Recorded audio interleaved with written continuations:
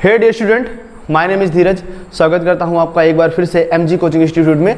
आज हम आपको पढ़ाने वाले हैं रिस्पायरेशन के बारे में। और इससे पहले वाली क्लास में हमने पढ़ा था डाइजेशन, जहां पर हमने ये देखा था कि मानव में जो डाइजेस्टिव सिस्टम होता है उसके द्वारा भोजन का पाचन कैसे होता है। तो अगर आपको उस वीडियो को देखना है तो आप हमारी नेक्स्ट वाली वीडियो जो आई थी, जो पिछले प्रीवियस वीडियो है, आप उसे जाकर देख सकते हैं।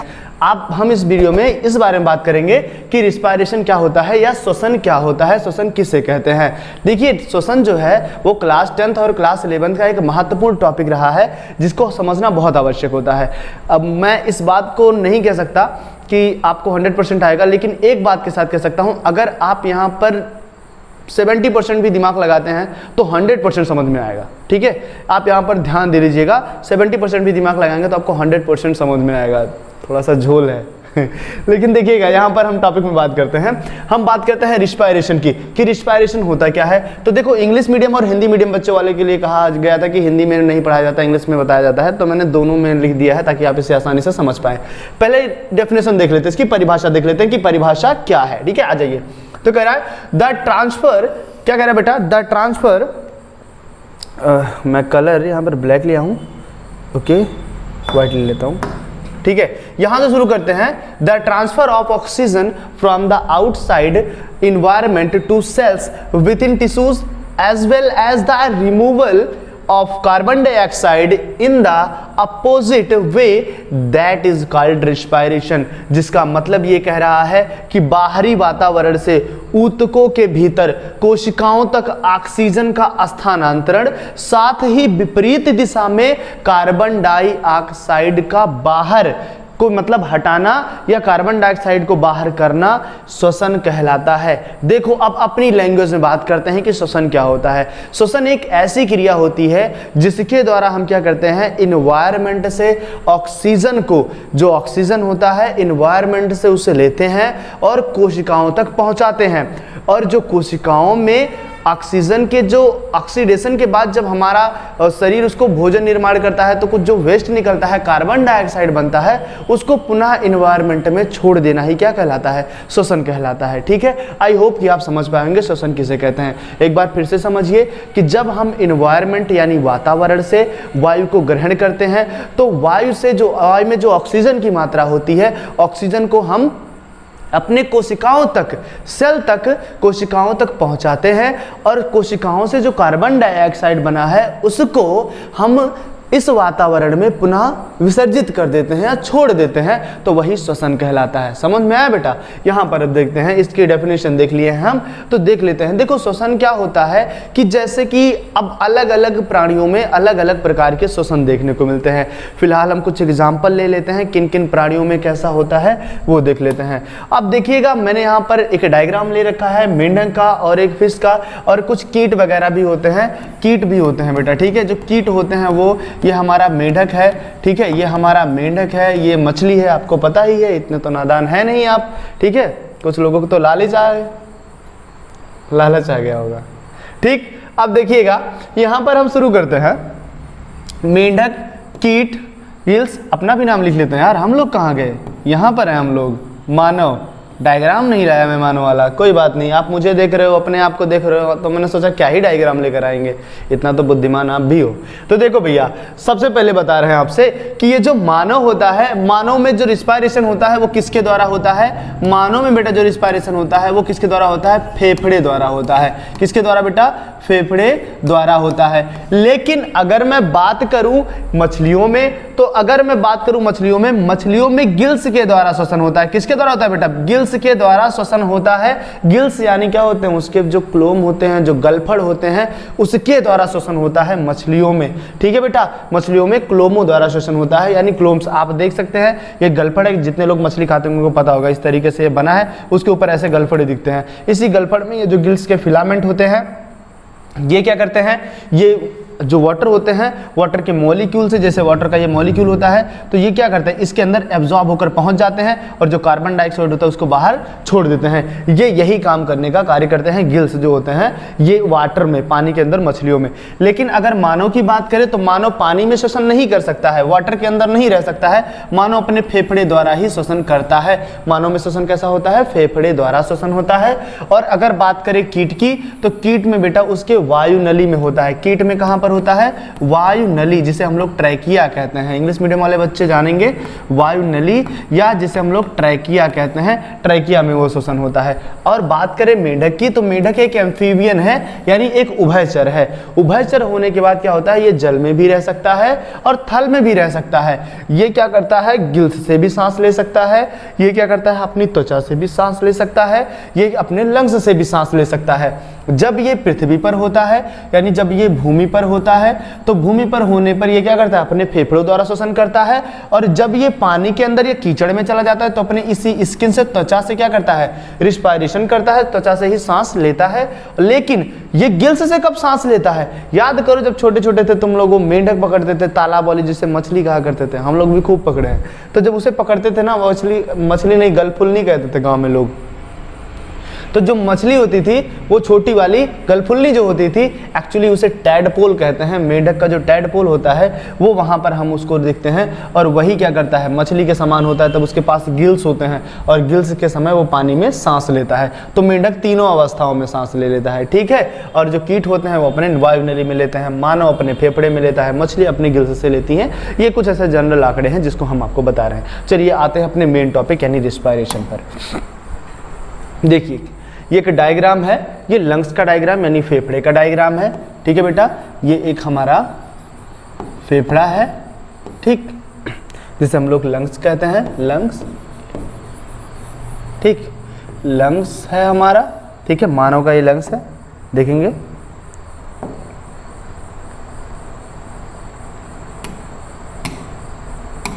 ठीक है।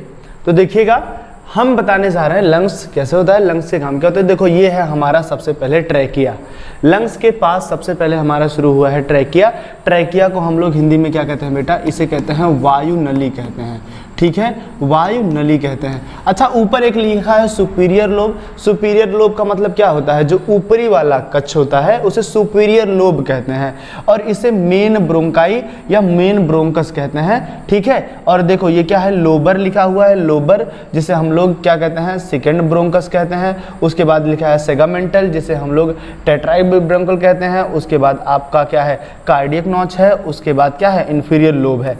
इन सब का मतलब आपको देखो, कार्डियक नॉच का मतलब क्या होता है, ये जो कार्डियक नॉच होता है यहीं पर बेटा ना हमारा हार्ट प्रेजेंट होता है, इसलिए इसे हम लोग कार्डियक नॉच कहते हैं। आपसे कई लोग कहते हैं कि हृदय क्या होता है, आपके हृदय बाएं साइड होता है, लेकिन सही बात तो ये है हृदय हमारे दोनों लंग्स के मध्य में प्रेजेंट होता है। बस उसका जो नीचे वाला भाग होता है हृदय का वो लटका होता है बाएं साइड, जिस वजह से हम लोग कहते हैं हृदय बाएं साइड पे होता है। अब आप एग्जांपल भले देखिए, मेरा दिल यहाँ पे है, मेरा दिल टूट गया इधर को, ऐसा होगा? ऐसा नहीं होगा। दिल कहाँ को टूटेगा, ये बीच में टूटेगा, वैसे दिल टूटेगा ही नहीं, कहीं को टूटेगा, ठीक। देखिएगा अब आगे चलते हैं। ये क्या है, आपका कार्डियक नॉच होता है, जो बेटा हृदय की वजह से, देखो इसे डायग्राम बना के रखा है इस वजह से, नहीं तो समझ ही ना पाओ तो मैं बता रहा हूं। और इंफीरियर मतलब नीचे वाला लोब, निचला लोब, इंफीरियर लोब, और इसे मेन प्राइमरी। हमको कुछ नहीं समझना, हमको जो समझना है वहां पर आपको समझाते हैं। अब देखो ये सुपीरियर लोब इसमें भी दे रखा है, मिडिल लोब इसमें भी दे रखा है, इंफीरियर लोब भी दे रखा है, कोई काम नहीं है, बस तुमको समझो ये ऊपर वाला, ये मध्य वाला, ये नीचे वाला, 3 प्रकार का लोब होता है, जो कि यहाँ पर तुम देख सकते हो। इस तरीके से लंग्स के अंदर डिजाइन पड़ी होती है ये जब हम लंग्स के बनाते हैं। अपने मुद्दे पर आते हैं कि हम बताना क्या चाहते हैं। जो हम बताना चाहते हैं उसे देखिएगा। सबसे पहले हम आते हैं इस ट्रैकिया वाले पॉइंट पर। ये जो ट्रैकिया वाला पॉइंट है, आप यहाँ पर इसे देखिए, ये ट्रैकिया कहती है, एक पाइप होती है, एक लचीली पाइप होती है, लेकिन उसके ऊपर ये जो आपको ऐसा छल्ले छल्ले सा दिख रहा है, ये जो छल्ले छल्ले सा दिख रहा है बेटा ना, इसे कहते हैं उपास्थिका छल्ला। इसे क्या कहते हैं, उपास्थिका छल्ला, उपास्थिका छल्ला इसे कहते हैं, ठीक है बेटा। उपास्थिका छल्ला याद रखेंगे। इंग्लिश वाले बच्चे रखेंगे रिंग कार्टिलेज। इसे क्या कहते हैं बेटा, रिंग कार्टिलेज कहते हैं। आप लिख लीजिएगा रिंग कार्टिलेज, रिंग कार्टिलेज के नाम से ये फेमस होता है। अब ये काम क्या करता है, काम इसका बहुत है। देखो क्या है कि हम सांस ले रहे हैं, अब जब सांस अंदर बाहर छोड़ रहे हैं, तो आप कभी भी देखिए कि जब आप इस तरीके से सांस लेते हैं तो ना क्या होता है कि विंड पाइप जो होती है उसके ऊपर प्रेशर पड़ता है। अब जब प्रेशर पड़ेगा तो वो दबेगा अंदर। अब जब वो अंदर दबेगा तो कहीं आपस में चिपक ना जाए, उसी के कारण उसके ऊपर उपास्थि का छल्ला लगा दिया। उपास्थि क्या होता है, शरीर में जो लचीली हड्डियां होती हैं उन्हें उपास्थि कहते हैं, जो कठोर हड्डियां होती हैं उन्हें अस्थि कहते हैं, जिन्हें हम लोग बोन कहते हैं। अब देखिए ये क्या करता है, पाइप पे लगा होता है। अगर ये नहीं होता ना तो आप सांस लेते, किसी मान लो नॉर्मल सांस ले रहे हो, ठीक है, कोई आपके कंधे पे ऐसे हाथ रख दिया, अचानक से सांस लिए, चिपक गया, फिर पता चले छुड़ाओ, अब गए, ठीक है, कहाँ गए, परलोक सिधार हो गए, ठीक है। तो क्या है, यही हमको उससे बचा लेता है। अब देखो एकदम सिंपल लैंग्वेज बता रहा हूं, एकदम अपनी भाषा में बता रहा हूं। जब ये आपका वायुनली यानी ट्रैकिया, जिसे हम लोग विंड पाइप भी कहते हैं, नहीं याद होगा तो विंड पाइप तो याद ही होगा भैया।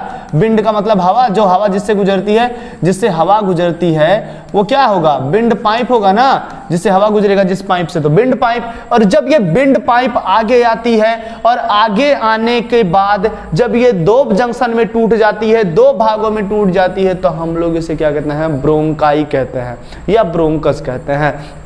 दो भागों में, एक इधर चला जाता है, एक इधर चला जाता है, एक बाएं साइड एक दाएं साइड, यानी लेफ्ट राइट हो जाते हैं, तो इसे ब्रोंकस कहते हैं। ये ब्रोंकस जो होता है यानी ब्रोंकाई तो मतलब हो जाएगा।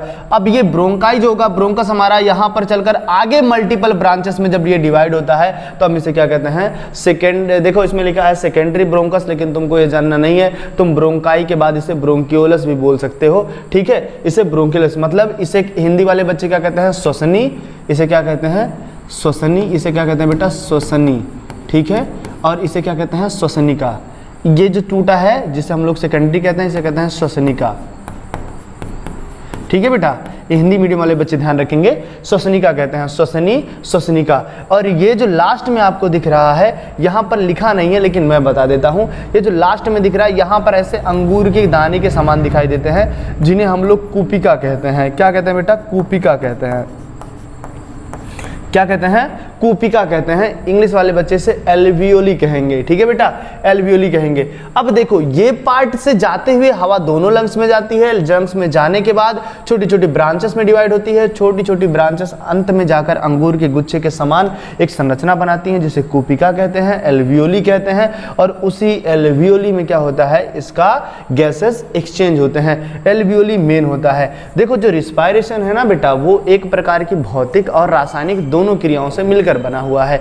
जब हम सांस को ले रहे हैं तो क्या होगा, वो रासायनिक क्रिया होगी कि भौतिक। सांस ले रहे हैं हम तो कंट्रोल है ना हमारा, अगर कंट्रोल है हमारा तो क्या होगा, वो कैसी क्रिया होगी, अगर कंट्रोल है तो वो होगी भौतिक क्रिया। और जिस पर कंट्रोल नहीं कर सकते, पता ही नहीं है क्या चल रहा है क्या नहीं, तो रासायनिक क्रिया। तो भौतिक क्रिया, अगर हम आपसे बोले आप सांस रोकिए तो रोक लेंगे ना। वो अलग बात है कि आपकी सांस फूलने लगेगी तो आपका ब्रेन परमिशन देगा, सब कुछ छूट छाट जाएगा, लेकिन रोक तो लेंगे ना। तो ये क्या हो जाएगा, आपका भौतिक क्रिया हो जाएगा। तो भौतिक और रासायनिक दोनों क्रियाएं शामिल होती हैं बेटा इसमें, आप इसको ध्यान में रखिएगा, ठीक है, ध्यान में रहेगा। चलिए आइए देखते हैं नेक्स्ट टॉपिक। अब देखिए हमने यहाँ पर इस चीज़ को क्लियर करने के लिए ब्रोंकाई, ब्रोंकियस और आपका एल्वियोली यानी कूपिका को दर्शाने के लिए हमने इस डायग्राम को लेकर रखा है। अब देखिए ये आपका जो होता है, ऊपर ये तो कंठ है, पता ही है, अभी उसमें नहीं था लेकिन इसमें है। ये आपका जब श्वसनी जो आपका नली होता है इस तरीके से घूमता है। यहाँ पर देख सकते हैं आप मल्टीपल, बेटा मल्टीपल ब्रांचेस में ये टूटा हुआ है, मल्टीपल ब्रांचेस में टूटा हुआ है। और इस मल्टीपल ब्रांचेस के साइड पर जहाँ पर हम इसको जूम करके देख रहे हैं, यहाँ पर देख सकते हैं आप इसके मल्टीपल ब्रांचेस के साइड पे ऐसे बॉल के समान, वो बॉल देखा ना अपने मार्केट में जो गुच्छे में रख के बेचा जाता है, जो दुकान पे टंगा होता है, सेम वैसे ही क्या इसके ऊपर ढेरों सारी कूपिकाएं लगी होती हैं, ढेरों सारी कूपिका लगी होती है। ऐसे बहुत सारी कूपिकाएं हैं, देख सकते हैं आप, इतना लगा है। पूरा लंग्स भरा होता है कूपिका से, पूरा का पूरा लंग्स कूपिका से भरा होता है, एकदम जगह नहीं होता इसमें, एकदम ठूस ठूस भरा होता है। अब इसी के अंदर क्या होता है, इसी के अंदर बेटा आता है हमारा ब्लड, इसी के अंदर क्या आता है हमारा ब्लड आता है। जो आपको नीला वाला दिख रहा है वो क्या है, डीऑक्सीजनेटेड यानी अशुद्ध रक्त वाला है, और जो लाल वाली नस दिख रही है आपको किसका है, ऑक्सीजनेटेड यानी शुद्ध रक्त वाला है। यहां से रक्त आता है, रक्त क्या करता है, यहां से इधर से आता है, वहां पर शुद्ध होता है, फिर पुनः हृदय में चला जाता है, हृदय शरीर में भेजता है, और शरीर से फिर सेल में जाता है, सेल फिर से कार्बन डाइऑक्साइड को भेजता है, फिर वो फेफड़े में आता है, फिर फेफड़ा फिर से वापस भेज देता है उसे एनवायरनमेंट में, और फिर ऑक्सीजन को मिलाकर भेज देता है ब्लड में, हार्ट भेज देता है कुछ कोशिकाओं के पास तक। आइए देखते हैं इसको ध्यान से। ये रही आपकी कूपिका। अब ये जो आपकी कूपिकाएं हैं, ये जो आपका एल्वियोली है बेटा, वो क्या करता है, ये ब्रांचेस से लाता है और इसके बीच में से खाली खाली कोष्ठक होते हैं। खाली खाली क्या होते हैं, कोष्ठक होते हैं। अब इसी कोष्ठक के अंदर वायु आती है, जो वायु होता है इसी के अंदर आता है। सिगरेट विगरेट पीने से यही खराब होता है। सिगरेट पीने से क्या होता है, एल्वियोली क्या होता है, इसका जो डायमीटर होता है वो सिकुड़ जाता है। ये गुच्छक जितना ज़्यादा रहेगा, आपका सांस लेने का कैपेसिटी उतना ही बढ़िया रहेगा। अगर आपका ये गुच्छक नहीं ढंग से काम करेगा तो इसका जो सांस लेने का कैपेसिटी होगा वो गड़बड़ा जाएगा, खराब हो जाएगा, तबीयत आपकी खराब हो जाएगी, खांसोगे खूब भयानक। तो यहाँ पर देखो लाल नीला इसमें भी दिख रहा है ना बेटा, आने जाने का काम इसमें भी हो रहा है। आप समझ पा रहे हैं, ये जो कोशिकाओं के अंदर गुच्छक लगे होते हैं ये ऐसे ही कार्य करते हैं। ये गुच्छे के समान बने होते हैं जिन्हें हम लोग एल्वियोली या कूपिका कहते हैं। आप इसको ध्यान में रखिएगा। लंग्स में कुछ याद रहे ना रहे, लंग्स में कुछ सुन रहे हो, हेलो, लंग्स में कुछ याद रहे ना रहे, लेकिन एक बात याद होना चाहिए कि ये कूपिका के कारण ही हमारा श्वसन हो पाता है। कूपिका ही एक ऐसा भाग है जो गैसों को चेंज कर सकता है, गैसों को चेंज कर सकता है। आपको भले ही पता हो कि हमारा फेफड़ा श्वसन करता है, लेकिन मैं आपको बता दूं फेफड़ा श्वसन नहीं करता है बेटा। श्वसन तंत्र का भाग है लेकिन श्वसन नहीं करता। वो बस श्वसन के माध्यम से वायु को अलग करने का कार्य करता है। श्वसन तो कोशिका करती है, रिस्पायरेशन तो कोशिका करती है। फेफड़ा हमारा एक्सटर्नल यानी बाह्य श्वसन करता है, लेकिन जो हमारे अंदर कोशिका होती है वो आंतरिक यानी इंटरनल रिस्पायरेशन करती है। इंटरसेलुलर रिस्पायरेशन हमारी कोशिका करती है। बहुत महत्वपूर्ण बात है, ध्यान में रखिएगा आप इसे। चलिए आइए देखते हैं यहाँ पर कूपिका को। मेन इंपॉर्टेंट टॉपिक पर आते हैं जो कि है कूपिका। कूपिका पे आते हैं तो देखिएगा, हम मार्कर को चेंज कर लें ताकि तुमको रंग बिरंगा दिखा सकें। हरा वाला हमको जम नहीं रहा है, क्या ले लिया जाए, यही ले लिया जाए। अब देखिएगा ये क्या है कि हमारा एक एल्वियोली है, हमारा एक कूपिका है। देखो यहाँ पर लिखा है एल्वियोली, ठीक है। तो ये जो हमारी कूपिका है यही को हम दिखा रहे हैं आपको, और इसी से हम बता रहे हैं किस तरीके से रिस्पायरेशन होता है। बहुत कठिन नहीं है, बहुत आसान है। देखो अभी आपको एक और बात बताएंगे, एरोबिक रिस्पायरेशन, एनाएरोबिक रिस्पायरेशन, वो भी बताएंगे, टेंशन मत लो। वायवीय श्वसन और अवायवीय श्वसन क्या होता है वो भी बताएंगे, पहले इसे समझ लेते हैं। देखो क्या होता है, जब जो कूपिका होती है, कूपिका के ऊपर इस तरीके से ऐसे एक सिंगल सेल की लेयर है। आप यहाँ पर पूरे सेल को देख सकते हैं, सिंगल सेल की एक लेयर होती है, और इस सिंगल सेल को इपिथेलियल सेल कहते हैं। देखो जब आप टिश्यू पढ़े होंगे क्लास 9th में तो आपने इपिथेलियल यानी उपकला ऊपर, सबसे ऊपर वाली ऊतक को, उपकला ऊतक वाले जो इपिथेलियल होते हैं टिश्यू ना, उनको सल्की कहते हैं। एकदम एक सल्की, एकदम एक कोशिका झिल्ली वाला होता है। और जो आपको यहाँ से डक्ट दिखाई दे रही है, इसके ऊपर ये उस बॉल के ऊपर, ये जो बॉल देखे थे ना बाबू, ये जो बॉल तुम देखे थे, इसके ऊपर ये जो नीला नीला लगा है, ये जो लाल लाल लगा है ना, यही तुम्हारा क्या है। देखो इसके ऊपर ये जो नीला लाल ऐसे दिख रहा है तुमको, ये जो नीला लाल दिख रहा है यही तो है, यही तो डक्ट है इसके ऊपर जो लिपटी हुई है। और जो तुमको गड्ढा गड्ढा सा दिख रहा है ये कूपिका है। इसी को हम लोगों ने इस तरीके से डायग्राम में ड्रॉ किया है। अब उसी के ऊपर ये ब्लड की जो नसें होती है, वेसल होती है, रक्त की नसें लगी होती है। अब एक तरफ से अशुद्ध रुधिर आता है और इस तरीके से जाता है। और जब ये हीमोग्लोबिन यहाँ से गुजर रहा होता है बेटा, जब हमारा हीमोग्लोबिन यहाँ से गुजर रहा होता है तो उसी हीमोग्लोबिन, क्योंकि हमारे हीमोग्लोबिन किस में होते हैं, आरबीसी में होते हैं, आरबीसी में हीमोग्लोबिन होते हैं। और ये आरबीसी के अंदर परासरण और विसरण यानी ऑस्मोसिस और डिफ्यूजन की प्रक्रिया होती है। ऑस्मोसिस और डिफ्यूजन क्या होता है, अब ये मत कहना ये नहीं पता है, 9th में नहीं पढ़े थे। तो ऑस्मोसिस और डिफ्यूजन क्या होता है, पढ़ लो। परासरण और विसरण क्या होता है, दोनों में एक ही प्रकार की क्रिया होती है। क्या होता है, एक कोशिका के लिए होता है, केवल द्रव्य और कोशिका झिल्ली के लिए होता है। जो तुम्हारा परासरण होता है, जो विसरण होता है, वो सबके लिए होता है, ठीक है। ऑस्मोसिस और डिफ्यूजन, जो डिफ्यूजन होता है इतना याद रखना सब में होगा, गैस में होगा, ठोस में होगा, ठीक है, गैस में होगा भी और ठोस में भी होगा और द्रव में तो होगा ही। तो आपको ये जानना आवश्यक है। तो क्या होता है, अधिक सांद्रता यानी high concentration to low concentration, लिख लेना high concentration to low concentration.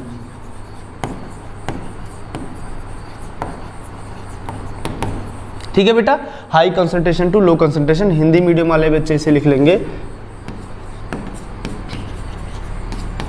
अधिक सांद्रता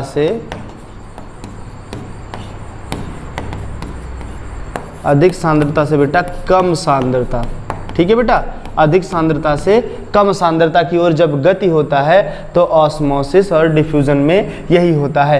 अब अधिक सांद्रता मतलब जिसका तनाव ज़्यादा है वो ज़्यादा वाला कम की तरफ गति करेगा। अब हमारे कोशिकाओं से जब ये निकला है तो निकलने के बाद क्या हुआ है, इसके पास कार्बन डाइऑक्साइड ज़्यादा है, इन्वायरमेंट में कार्बन डाइऑक्साइड कम है, 4% का हेर फेर होता है, बाकी सारा वैसे का वैसे लौट के जाता है। इन्वायरमेंट में 17% वापस भेज देता है, 21% में से 17% ऑक्सीजन को वापस भेज देता है, ठीक है, और 4% यूज कर लेता है। जब 4% यूज कर लेता है तो कार्बन डाइऑक्साइड कितना है इन्वायरमेंट में, 0.03% है, 0.03% है। अब इतना है तो क्या ही है, मतलब समझ लो बहुत कम है, 0.3 भी अगर होता तो भी इतने होता, बहुत कम है वो। अब देखो यहाँ पर जब इन्वायरमेंट में ऑक्सीजन को गैस को छोड़ता है तो यहाँ पर है 4% CO2, 4% CO2 यहाँ है नहीं पागल, 4% CO2 हेद दे है, इमा है 4% CO2, 4% इसमें है 4%, और यहाँ पर जो आई है यार इसमें कितना है 0.03% है। क्या है बेटा 0.03% है। तो हाई इसमें हुआ, लो इसमें हुआ, तो हाई से लो, लो हो गया, हाई से लो, ये लिखा ना हाई से लो, तो हाई से लो में चला गया। और ऑक्सीजन हेड ज़्यादा है 21% है, और यहाँ पर क्या है एकदम लो है, ऑक्सीजन नहीं है, तो ज़्यादा से कम, हाई से लो, हाई से लो में आ गया और ये चेंज हो गया, और रुधिर ऐसे होते हुए कहाँ पहुँच गया, शरीर में पहुँच गया।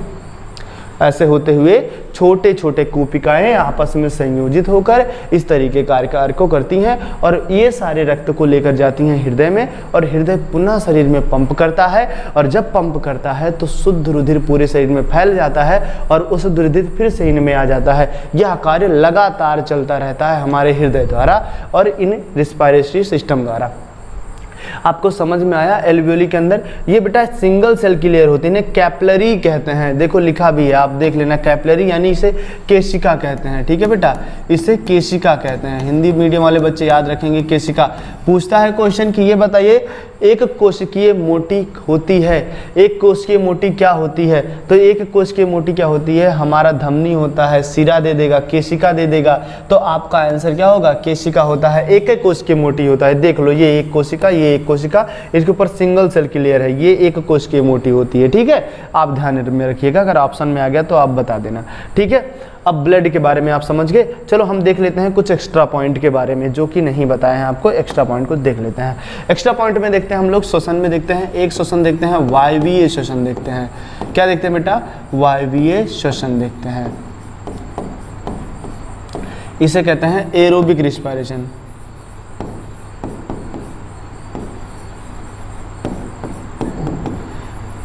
एरोबिक रिस्पायरेशन, और दूसरा क्या होता है आपका एनएरोबिक रिस्पायरेशन यानी अवायवीय श्वसन।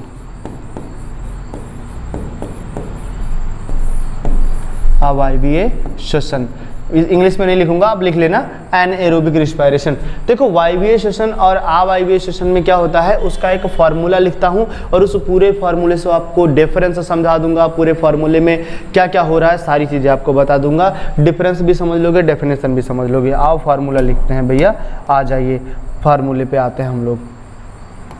बेटा मिल गया, चलो फार्मूले पे आते हैं। सबसे पहले हम क्या करेंगे, कह रहा है पहले फार्मूला लिख लेते हैं तब भाई आपसे बात करते हैं। इसको थोड़ा दूर कर देते हैं अभी, अरे तो चमत्कार हो गया। चल बेटा इधर आ जा, इसको ना हम इधर को करते हैं, अभी अभी अपने यूज के हिसाब से उठा लेंगे इसको। चलेगा पीला वाला, देखते हैं भैया, देखिएगा आप।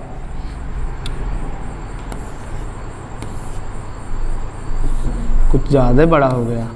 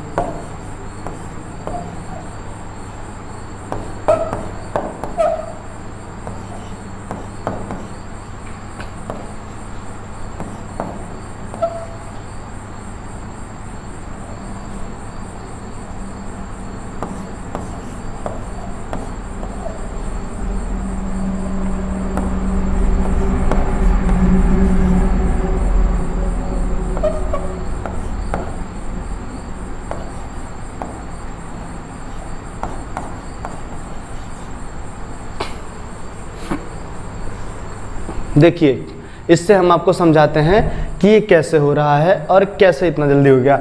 अब इस डेफिनेशन को भी समझा देते हैं और इसको भी यहाँ पर उठा लाते हैं। अकेले बेचारा पड़ा है, आजा, ये यहाँ पे ले आते हैं। अरे ये क्या हो गया जी, मात्रा वात्रा सब भाग गया, तो कोई बात नहीं, वी आर इंडियन, जुगाड़ अपने पास है। आ जा बेटा, हो बहुत समय ले रहा है। ये कहाँ था, यहाँ था। देखो बन गया अपना सब, ठीक है। इस पे आते हैं। देखो ये किसका है बेटा, वायवीय श्वसन का है, ये अवायवीय श्वसन का है। आइए देखते हैं क्या है, कैसे हम इसके पूरी समझ पाएंगे, पूरी बात को कैसे समझ पाएंगे वो देख लेते हैं। आ जाओ, देखो ये क्या है कि C6H12O6 ये हमारा ग्लूकोज है और ये हमारा जो 6O2 है ये क्या है बेटा, हमारा ऑक्सीजन है। वायवीय श्वसन कहता है यदि वायु की उपस्थिति में कोई श्वसन होगा तो वायवीय श्वसन कहलाएगा, यानी ऑक्सीजन की उपस्थिति में होगा तो वायवीय श्वसन, नहीं होगा तो अवायवीय श्वसन। तो देखो इसमें ग्लूकोज का जब ऑक्सीकरण होगा, ग्लूकोज का जब ब्रेक डाउन होता है, जब प्रोसेस होता है, तो ग्लूकोज और ऑक्सीजन जब आपस में मिलते हैं तो उनके दौरान क्या बनता है, आप देख सकते हैं कार्बन डाइऑक्साइड बनता है, वाटर बनता है और 673 KCl, माने इससे हम लोग क्या एनर्जी नहीं कहते भैया, ऊर्जा। ये क्या है, ऊर्जा है, ऊर्जा बनती है। जब ऊर्जा मुक्त होती है, यानी ऊर्जा जिसमें बनती है ये ऊर्जा मुक्त होती है और इसमें एक जब ऊर्जा बनती है, ग्लूकोज टूटता है तो 38 ATP के अणु बनते हैं बेटा। कितना, 38 ATP के अणु बनते हैं। और इसमें कह रहा है अवायवीय श्वसन, मतलब बिना हवा के सांस लेना है ना, तो बिना हवा के सांस लेंगे तो ये देखो आप ग्लूकोज ले लो और सांस नहीं ले रहा, हवा है नहीं, ऑक्सीजन नहीं है, तो उसके दान क्या बना, C2OH5OH, यानी एथिल एल्कोहल। क्या कहेंगे बेटा, एथिल एल्कोहल इसे कहेंगे, ठीक है। ये क्या बना है, एथिल एल्कोहल। लिखिए, लिख लीजिएगा मन करे तो। एल्कोहल कैसे लिखा जाएगा, एथिल एल्कोहल, ठीक है बेटा, एथिल एल्कोहल, महुआ, ठीक। एथिल एल्कोहल बनता है, ethyl alcohol carbon dioxide H2O, और देखो केवल और केवल 27 KCl, यानी इसके दौरान केवल और केवल 2 ATP के मॉलिक्यूल सिंथेसिस होते हैं, ठीक है। ये बात आप ध्यान में रखिएगा। इनसे अंतर कैसे बनाएंगे, हम अंतर बनाएंगे भाई, 3-4 अंतर बना ही लेंगे। देखो पहला अंतर तो यही हो जाएगा, वायु की यह वायु ऑक्सीजन की उपस्थिति में होता है, यह ऑक्सीजन की अनुपस्थिति में होता है। इसमें ऊर्जा अधिक मुक्त होती है, ऊर्जा अधिक बनती है, इसमें ऊर्जा कम बनती है। इसमें ग्लूकोज के एक अणु के मॉलिक्यूल के बाद 38 ATP के मॉलिक्यूल बनते हैं, इसमें ग्लूकोज के एक मॉलिक्यूल से 2 ATP के मॉलिक्यूल बनते हैं। समझ में आया बेटा। यह शरीर के लगभग सभी अंगों में होता है या शरीर के केवल कुछ अंगों में, जैसे हमारी मांसपेशियों में होता है। मांसपेशियों में क्या होता है, मांसपेशियों में क्या होता है, जब हम जल्दी जल्दी काम करते हैं तो मांसपेशियां थक जाती हैं। जब मांसपेशियां थक जाती है ना तो उनके अंदर लैक्टिक एसिड जमा होना शुरू होता है। क्यों? क्योंकि मांसपेशियां जब जल्दी जल्दी तुरंत किसी काम को करिए, लगातार करते रहिए ना, तो उतना तेज ऑक्सीजन नहीं पहुंच पाता है मांसपेशियों में, और जब नहीं पहुंच पाता है मांसपेशियों में तो क्या होगा बेटा, मांसपेशियों में ये आपके जो ग्लूकोज होता है डायरेक्ट टूटने लगेगा। डायरेक्ट टूटेगा तो क्या होगा, एनर्जी कम बनेगा। एनर्जी कम बनेगा, 27 kcal बनेगा, तो आपको थकावट महसूस होता जाएगा। आप लगातार काम करते जाइए, ये एनर्जी का लेवल डाउन होता जाएगा और आपको थकावट महसूस होने लगेगा। कुछ समय बाद स्टार्टिंग में अच्छा रहता है जब तक ऑक्सीजन मिलता है, जब ऑक्सीजन नहीं मिलता है तो डायरेक्ट उसे ब्रेक डाउन कर लेता है। ठीक है, वायवीय श्वसन और अवायवीय श्वसन यानी एरोबिक रिस्पायरेशन और एनएरोबिक रिस्पायरेशन। आई होप आपको अच्छे से समझ में आ गया होगा। हम थोड़ा ब्लड के बारे में बताना चाहते थे आपको, ब्लड के बारे में टाइप पेज लेकर बता देते हैं। जो ब्लड होता है इसमें बहुत अच्छा रोल करता है। ठीक है बेटा, ब्लड यानी हम लोग जिसे रुधिर कहते हैं, इसके बारे में आपको थोड़ा 2 शब्द बता देते हैं। हालांकि जब रुधिर का टॉपिक आएगा तो हम इसे अच्छी तरीके से समझेंगे। रुधिर के अंदर क्या होता है बेटा, हीमोग्लोबिन होता है। क्या होता है, हीमोग्लोबिन होता है। ये जो हीमोग्लोबिन होता है जिसे हम लोग HB कहते हैं, जो हीमोग्लोबिन होता है ये RBC के अंदर होता है। कहाँ पर होता है, RBC, रेड ब्लड सेल में होता है ये हीमोग्लोबिन। अब ये हीमोग्लोबिन के पास एक जो क्वालिटी होती है, इसके पास आयरन की होती है या फी यानी इसे लौह कहते हैं, लौह कहते हैं। ठीक है, इसके अंदर आयरन की क्वालिटी होती है। अब क्या करता है हीमोग्लोबिन, क्या करता है, जो ऑक्सीजन का मॉलिक्यूल है ना उसको होल्ड करता है। लेकिन इस हीमोग्लोबिन को कार्बन मोनोऑक्साइड बहुत पसंद है। इतना पसंद है कि जब आप बीड़ी उड़ी पियेंगे, धुआं देखेंगे तो धुआं ज़्यादा सूंघने करता है। जब बीड़ी पीते हैं लोग तो दिमाग बहुत फ्रेश कहते हैं हो जाता है, हमको दिमाग बहुत अच्छा हो रहा है। अब जब इसको पियेंगे तो क्या होगा, तो इसको अच्छा लगता है तो खोपड़ी के पास लेके जाएगा। जब ज़्यादा हो जाता है तो खोपड़ी कहता है हटाओ हटाओ इसे हटाओ, तो दिमाग लगता है। और धुआंबाजी ज़्यादा करेंगे तो खांसी वांसी आने लगता है। ठीक है, क्यों, कुपिका भटने लगती है। जब कुपिका इसे भटने लगेगा ना बेटा तो तुम्हें सांस फूलने की बीमारी, दमा होने की बीमारी होती है। आप 1 मिनट तक अगर सांस रोक लेते हैं तो इसका मतलब आपका लंग्स क्या है, ठीक ठाक है, स्वस्थ है आपका लंग्स। नहीं रोक पाते हैं तो आप क्या है, बीमार हो गए हैं। आपको समझ में आया। तो रुधिर के अंदर जो RBC पाया जाए, तो रुधिर का जो एक भाग होता है 3 होता है, RBC, WBC, एक होता है प्लेटलेट। तो जो RBC होता है उसके अंदर हीमोग्लोबिन होता है। यही हीमोग्लोबिन क्या करता है, ऑक्सीजन को उठाता है, कोशिकाओं तक लेकर जाता है और कोशिकाओं के अंदर ये क्या करता है, भोजन के साथ मिलकर क्या करता है, एनर्जी को बनाता है और पूरे शरीर को चलाता है।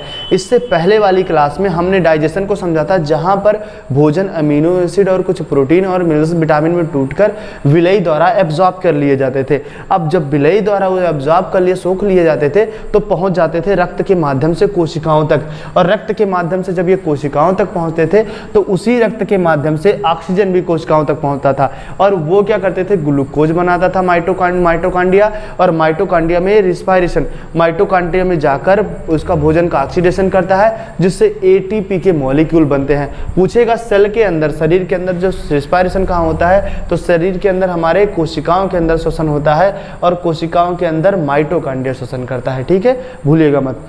आगे की वीडियो में हम आपको और टॉपिक्स बताएंगे इससे रिलेटेड। आपके जो 10th के जो बोर्ड में है, जो लाइफ प्रोसेस वाला चैप्टर है, उसके हर एक टॉपिक को हम लोग कवर करते हुए चलेंगे।